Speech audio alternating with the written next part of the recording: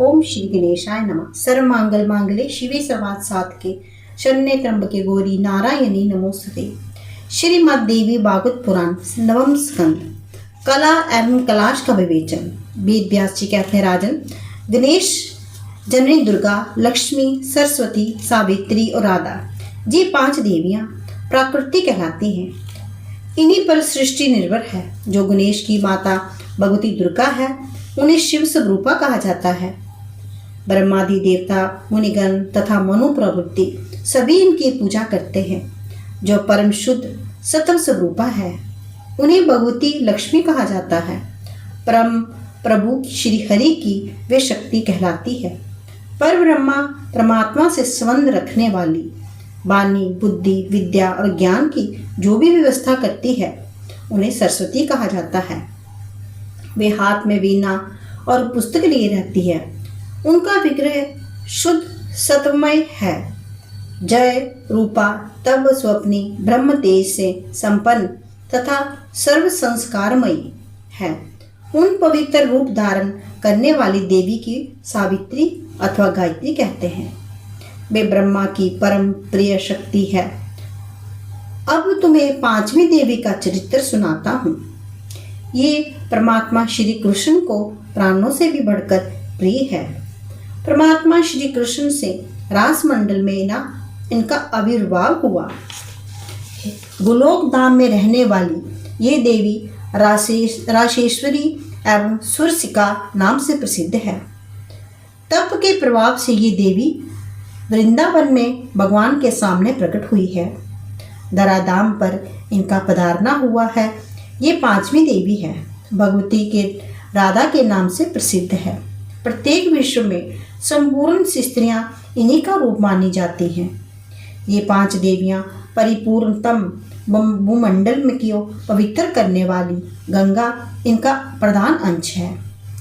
श्री तुलसी को प्राकृति देवी के एक अन्य प्रधान अंश का नाम जर्तकारु है। ये कश्यप जी की मानस पुत्री है। प्राकृति देवी की एक प्रधान अंश मंगल चंडी के नाम से विख्यात है। ये मंगल चंडी प्राकृति देवी के मुख से प्रकट हुई है।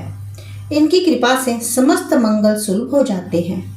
देवी काली को प्राकृति देवी का प्रधान अंश मानते हैं।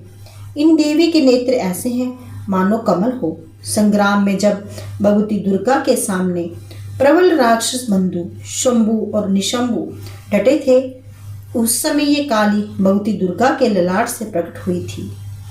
भगवती वसुंधरा भी प्राकृति देवी के प्रधान अंश से प्रकट है। इन्हें लोग रतन करा और रतन गर्भा भी कहते हैं। संपूर्ण रत्नों की खान इन्हीं के अंदर विराजमान है।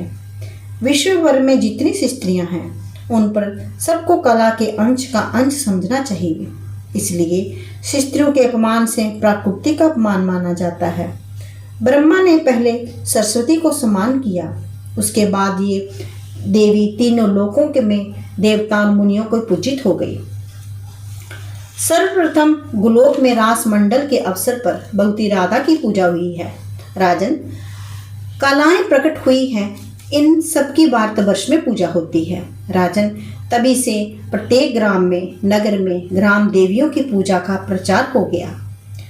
राजा जनमे ने कहा, प्रभु, इन देवियों के प्रकट्य का प्रसंग, पूजा एवं ध्यान की विधि, स्तोत्र, कवच, ऐश्वर्य तथा मंगलमय शौर्य भी सुनने के लिए मैं उत्सुक हूँ। भगवान देव वेद व्यास जी कहते हैं, राजन, जिसके सहारे ही श्री हरि सदा शक्तिमान बने रहते हैं, वे प्राकृति देवी ही शक्ति स्वरूपा है। जब उन्हें साकार रूप से प्रकट होने की इच्छा हुई, तब उन्होंने अत्यंत सुंदर एवं मन को मुग्ध कर देने वाला दिव्य रूप प्रकट कर दिया। कृषि तद भक्ति परक है और ना का अर्थ है तद दास्य, अतः भक्ति और दास्य भाव देने की जिसमें योग्यता है, वे कृष्ण कहलाते हैं। उनके वामाश बाघ की स्त्री कहा गया है। दक्षिणाक्ष में बाघ को पुरुष, सनातन पुरुष और दिव्य स्वरूप ने इस स्त्री को देखने लगा। श्री कृष्ण परम रसिक एवं रास के स्वामी हैं। उस देवी की देखकर उल्लास में उल्लासित हो उसके साथ रास मंडल में पधारे। उस समय श्री कृष्ण की चिन्मयी शक्ति उनके कृपा से गर्भ स्थित को अनुभव करने लगी, जो 100 मनवंतर का समय व्यतीत हो जाने पर उसे एक सुवर्ण के समान प्रकाशमान बालक उत्पन्न किया। किंतु उसे देखकर उसे देवी का हृदय दुख से संतप्त हो उठा। उसने इस बाल को ब्रह्मांड गोलोक के अथाह जल में छोड़ दिया। देवेश्वर श्री कृष्ण ने तुरंत उस देवी से कहा, अरे कोपशीले, तूने इस बच्चे को त्याग कर दिया है। ये बड़ा घृणित कर्म है। इसके फलस्वरूप तू आज से संतानहीन हो जा। इतने में उस देवी की जीभ में अग्रभाग में सहसा एक परम मनोहर कन्या प्रकट हो गई। तदनंतर कुछ समय व्यतीत हो जाने के पश्चात वे मूल प्राकृति देवी 2 रूपों में प्रकट हुई। आधे बाम में अंग से कमला का प्रादुर्भाव हुआ और दाहिने से राधिका का। उस समय श्री कृष्ण भी 2 रूप में हो गए। आधे दाहिने अंग के स्वयं द्विभुज विराजमान रहे और बाएं अंग से 4 भुजा वाले विष्णु का आविर्भाव हो गया। तब श्री कृष्ण सरस्वती से कहा, देवी, तुम इन विष्णु का प्रिय बन जाओ। माननी राधा यहीं रहेगी।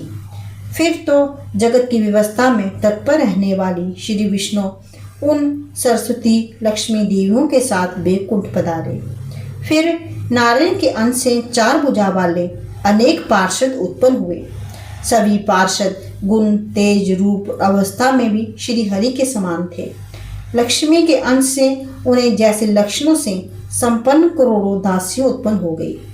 उन मदर वासिनी कन्याओं को राधा ने अपनी दासी बना लिया। इतने में श्री कृष्ण की उपासना करने वाली देवी दुर्गा का सहसा आविर्भाव हुआ। ये देवी सर्वेश श्री कृष्ण की स्तुति करने उनके सामने विराजमान हुई। राधिकेश्वर श्री कृष्ण ने उन्हें एक रत्नमय सिंहासन प्रदान किया। इतने में चतुर्मुख ब्रह्मा अपनी शक्ति के साथ वहां पधारे। इसी समय भगवान श्री कृष्ण के 2 रूप हो गए। दक्षिण अंश से गोपपति श्री कृष्ण रह गए। श्री कृष्ण सत्य स्वरूपा परमात्मा एवं ईश्वर हैं। इन कारणों के कारण संपूर्ण मंगलों के मंगल, जन्म, मृत्यु, जरा, व्याधि, शोक और भय को हरने वाले मृत्यु के भी मृत्यु हैं।